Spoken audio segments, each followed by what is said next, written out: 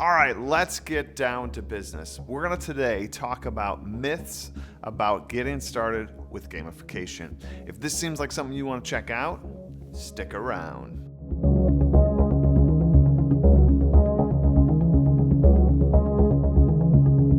All right, we have all been there. We get a new idea as an educator and instantly we're like pretty excited about it. I think that's one of the things that we all share in common. We get pretty excited, we get pretty jazzed, we get pretty fired up about these new ideas, these new professional development that we hear when we go to a conference, when we do an ed camp, when we read a blog or see a Twitter chat about a particular topic. We get jazzed, but then we let that law of diminishing intent come in where we had that jazz moment, that peak engagement, and then we let it slide down and end up shelving that idea for later.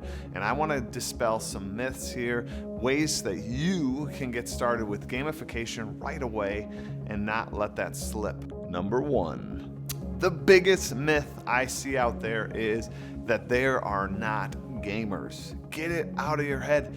Actually, to tell you the truth, here's a super big secret about gamification. I'm not certain if I should be telling you this. Here's the big secret. There is no game. Keep it a secret.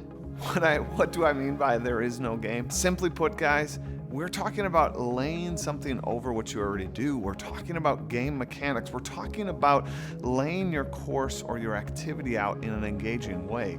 It doesn't mean you're actually designing a game. So when people are saying, I don't want to do gamification, I don't think we should make learning so playful, I don't think we need to gussy it up. One, we do.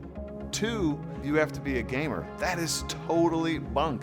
You don't have to be a gamer to do gamification. We're talking about good design.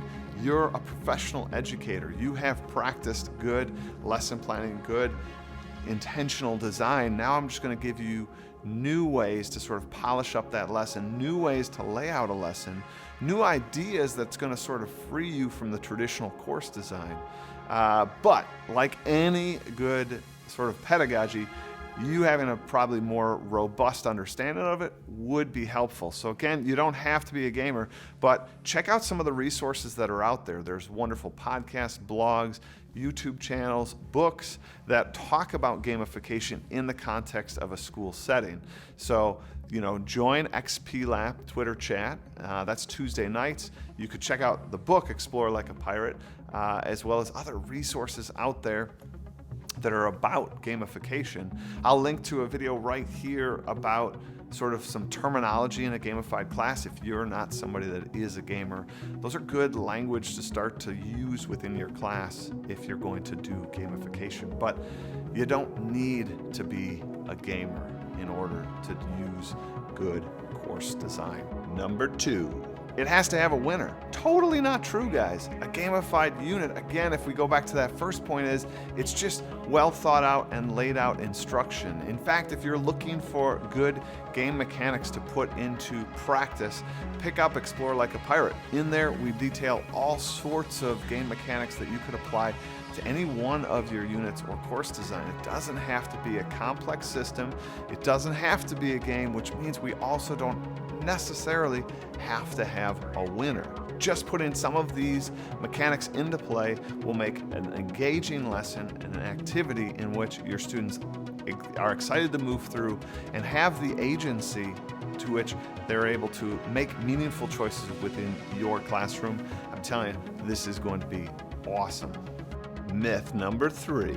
The last myth is that it has to be an actual video game, that we're sitting here playing video game. That is not the case. I can't tell you how many people have come to one of my sessions or one of my workshops and said, like, my friend told me to be here. I wasn't really excited because I thought it was going to be all about video games.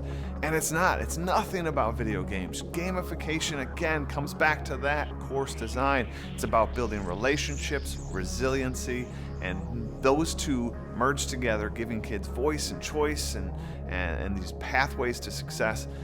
It's nothing about video games. We're going to take some of those skills from games. We're going to take some of those structures from games and apply them to our class. So get it out of your head. It is not video games. And in fact, none of it has to be digital. So if you're teaching at a school that doesn't have one-to-one, don't worry, gamification can be used in your class. In fact, many of the things I do are with students. It's tactile, it's using different materials, it is giving out badges or items that are physical, not on a computer.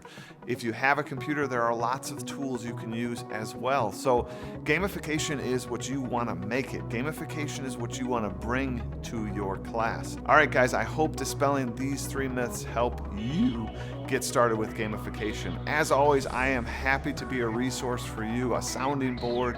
Check out Well Played Podcast, subscribe to this channel, give it a thumbs up. Down below, I would love to hear from all of you on what are some of the myths that you had before starting your gamified class, if you're already a gamifier. And if you're not a gamifier, what other questions do you have? Down below, there's also a link to a forum where you guys can ask me questions. I call them crew questions, and I like to answer them on this channel. I'd love to hear from you and help you get started gamifying, because it is just fantastic. That's all I have for you today. Thanks everyone for being part of this channel. It is so awesome having you guys here each and every week. That's all I got for you today. Take care.